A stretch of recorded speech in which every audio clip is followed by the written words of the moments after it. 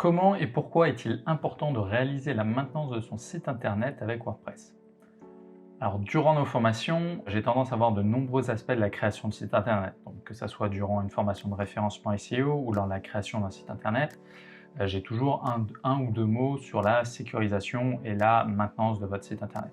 Simplement, je ne rentre pas forcément dans le vif du sujet parce que ce n'est pas l'objectif de ces formations, mais je tourne toujours autour de ces sujets-là, quelques questions et quelques réponses. L'article aujourd'hui, il a pour objectif, enfin plutôt ce podcast, il a pour l'objectif de lister les différents sujets, les problèmes et les solutions que vous pouvez avoir lors de la gestion et la maintenance d'un site internet avec WordPress. On peut se demander à quoi sert la maintenance d'un site internet. Alors je reprends très souvent cette image parce qu'elle est très parlante. Un site internet, en fait, c'est comme une voiture. Pour que la voiture continue à rouler des bornes sans problème, il faut l'entretenir. Donc vous l'amenez chez votre garagiste au minimum pour son contrôle technique, mais vous pouvez y aller aussi pour ses différentes révisions au fil du temps. Donc de cette façon, vous vous assurez de ne pas avoir de mauvaises surprises et que vous puissiez continuer à l'utiliser. En fait, c'est exactement avec la même chose avec votre site internet. Pour que celui-ci continue de fonctionner correctement, il faut l'entretenir.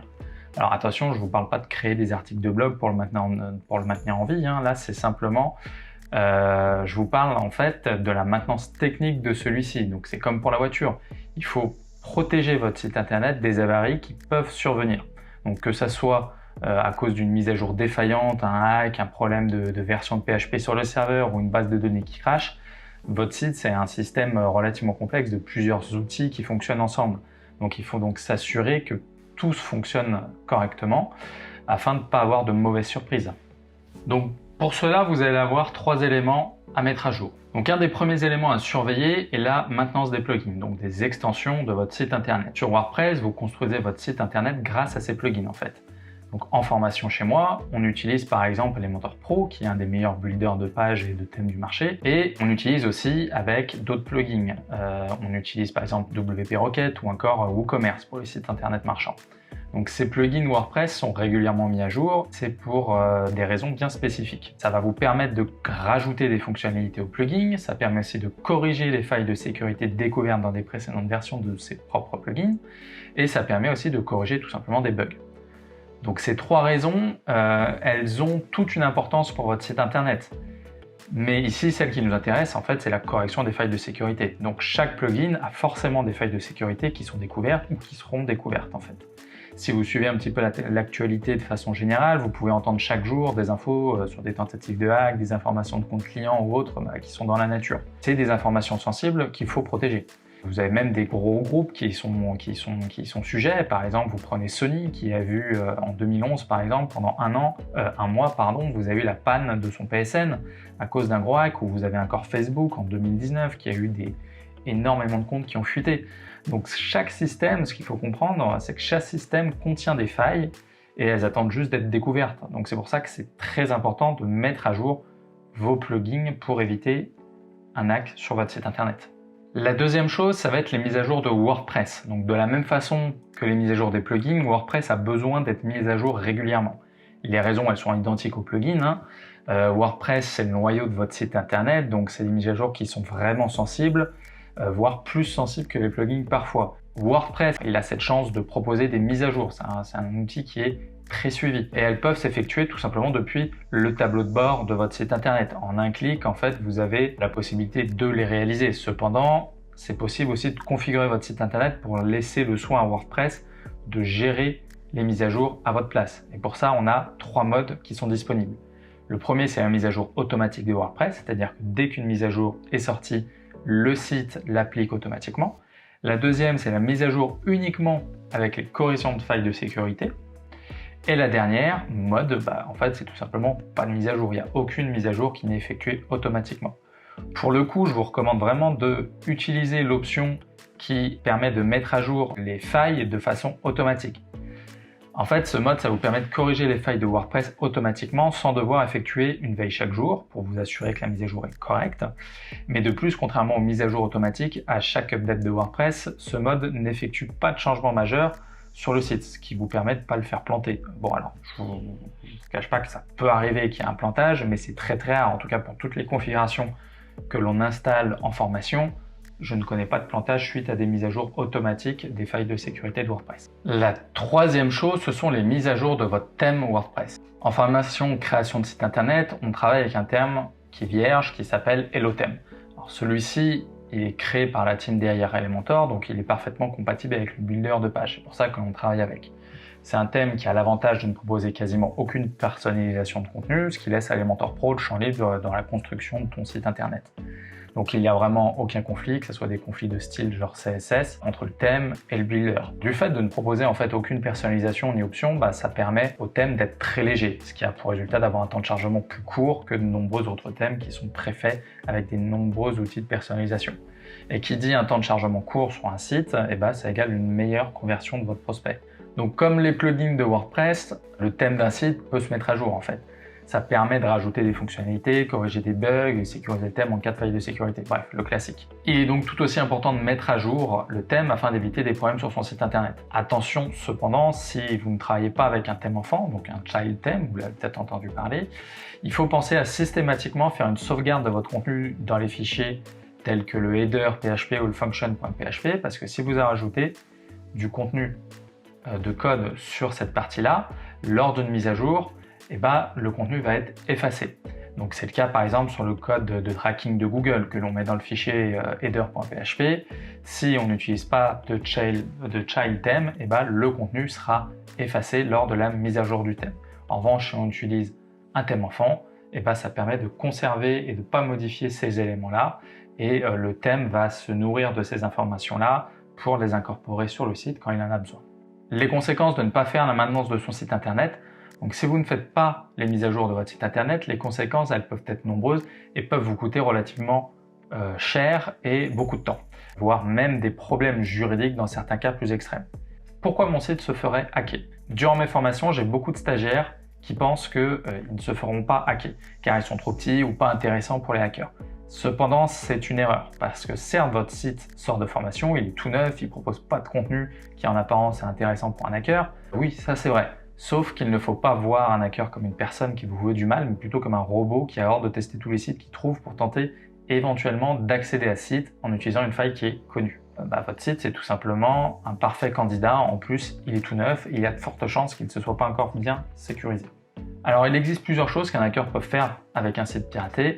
Je vous prends un exemple. Il y a 3 ans, après une grosse faille sur Elementor, j'ai eu 3 ou 4 sites de clients qui s'étaient fait hacker. Alors, s'ils écoutent ou s'ils lisent l'article, ils se reconnaîtront peut-être. J'ai eu le cas, l'un de mes clients vendait des petites culottes pour enfants, maman, sous forme de kit, petite enfant, ce genre de choses. Elle s'est retrouvée à vendre du matériel informatique comme des disques durs, alors que son site n'était absolument pas dans la thématique. J'ai eu d'autres qui ont eu un petit peu moins de chance, avec des sites complètement effacés encore. Puis il y a encore le cas où vous pouvez avoir des sites qui sont vérolés et qui redirigent le visiteur vers un tout autre site. Donc ça, c'est vraiment des cas classiques. Il est possible de tomber sur des sites qui, une fois hackés, récupèrent par exemple toutes les informations clients, donc le mot de passe, le mail et l'adresse, pour les revendre sur le dark web aussi, ça existe. C'est pour ça qu'il faut faire très attention, parce que pour le coup, ce genre d'informations, ça vaut de l'or pour les hackers. Pensez pas malheureusement que donner son adresse mail, des informations d'adresse, des noms, ce genre de choses, c'est anodin sur Internet. Je vous donne un simple exemple. Comment est-ce que vous croyez que Facebook reste gratuit depuis tant d'années? Je vous laisse réfléchir à cette petite question. Les conséquences d'un hack sur mon site internet. Lorsqu'il se fait hacker, les conséquences elles peuvent aller loin. Si vous êtes chanceux, vous pouvez tout simplement cleaner relativement vite votre site internet s'il n'y a pas eu trop de dégâts. En revanche, dans le cas où votre site est effacé et que tout son contenu a été replacé, vous allez devoir tout remettre en ligne. Et si vous n'avez pas fait de mise en place d'un système de sauvegarde automatisé, vous n'allez plus qu'à recommencer votre site internet. Alors, ça devient une énorme perte de temps. Si c'est à vous que revient la tâche de refaire le site, forcément, ça va être énorme. Si vous aviez payé une agence de communication ou encore un freelance, vous allez devoir repasser à la caisse éventuellement. Donc, c'est une perte d'argent et perte de temps. Alors, avec un peu de chance, les agences ou le freelance en question aura conservé une version de votre site internet peut-être un peu plus jeune qu'avant qu'il se fasse hacker, mais c'est pas sûr à 100%. Et si vous n'avez pas signé de contrat avec eux, rien ne les oblige à conserver quoi que ce soit. Si votre site, par exemple, c'est un site vitrine ou un site e-commerce, ça peut être aussi une perte de revenus direct pour vous. Parce que votre site est là pour vous ramener du client ou du prospect. Et si d'un coup il n'est plus en ligne, et que votre site fonctionnait, là tout de suite c'est vos revenus qui sont impactés. Donc le hack d'un site internet, ça a des conséquences qui vont plus loin que simplement de refaire son site internet. Après, vous pouvez avoir même des cas extrêmes où votre site contient des informations sensibles pour vos clients et vous pouvez être amené à avoir de gros soucis éventuellement avec ce client vis-à-vis de la justice parce que vous avez un manque flagrant de sécurité et que ces données sont maintenant dans la nature. Donc comment faire la maintenance de votre site internet et assurer sa sécurité? Vous avez compris que la maintenance et la sécurité de votre site internet, c'est pas quelque chose à prendre à la légère. Il y a plusieurs façons de sécuriser votre site en fait. Vous pouvez installer différents plugins qui font une partie du travail, tels que par exemple WordFence. Après, il y a d'autres outils qui existent. Mais la meilleure façon, ça reste de sécuriser votre site internet en réalisant une veille. Alors la veille, c'est quoi? C'est une veille qui a pour objectif de vous tenir au courant de ce qui se passe du côté des outils que vous utilisez sur votre site internet. Donc de cette façon, en fait, vous êtes rapidement tenu au courant si une faille de sécurité est découverte et vous avez les outils pour la corriger. C'est à vous d'aller sur différents sites et d'aller suivre l'actualité de ces sites internet en fait. Donc bien entendu, c'est pas tout, il y a beaucoup de choses d'autres à mettre en place, mais une veille plus un outil tel que WordFence permettent de relativement sécuriser votre site internet. Maintenant, vous avez aussi la possibilité de se former à la maintenance de WordPress. Donc pour vous aider dans cette démarche, après avoir réalisé une formation de création de site, par exemple chez moi, je peux vous proposer différentes autres formations. Alors, celle qui est la plus pertinente aujourd'hui, en lien avec cet article, forcément, c'est la formation de maintenance et de sécurité de WordPress. Donc là-dessus, on va voir ensemble toutes les petites astuces pour tenir à jour votre site internet, comment le rendre plus sécurisé, comment mettre en place les sauvegardes de votre site, comment dupliquer et réinstaller votre site web en cas de problème, comment résoudre les problèmes liés aux mises à jour du site, des plugins et du thème. Le programme est très complet et ça vous permet d'acquérir de très bonnes bases pour maintenir votre site à jour. Alors bien entendu, si vous avez des besoins spécifiques sur le sujet, on peut très bien faire quelque chose de sur mesure et à ce moment-là, vous avez simplement à me contacter, on voit ensemble qu'est-ce qu'on peut faire. Donc ça c'est pour la partie formation. Maintenant aussi, vous avez la possibilité de déléguer la maintenance de votre site WordPress. Je sais bien que réaliser une veille dans ce domaine, c'est extrêmement chronophage parce que je le fais, mais vous pouvez aussi être chef d'entreprise ou indépendant, voire même salarié, et vous avez énormément de travail à réaliser. Donc vous occuper de votre site, c'est pas forcément votre priorité, mais vous avez compris l'importance de le maintenir à jour et de le sécuriser. Dans ce cas-là, je vous propose aussi des services de maintenance WordPress. Je m'occupe pour vous de maintenir votre site à jour, de le sécuriser, de gérer les sauvegardes, la remise en état en cas de hack. Enfin, j'interviens dès qu'une faille est découverte. Donc ça vous permet de ne laisser aucune chance au bot en fait de pirater votre site internet. Et ça, je le fais parce que je veille systématiquement sur les outils avec lesquels je travaille. Donc cette prestation est possible après une simple étude de votre site internet et d'une discussion ensemble. Pour ça, il suffit de me contacter sur les différents réseaux sociaux ou tout simplement sur mon site internet. Ce podcast est maintenant fini. Je vous invite à liker, à commenter et à vous abonner aux réseaux sociaux ou à la page sur laquelle vous avez eu accès à ce podcast. Et moi, je vous dis à une prochaine.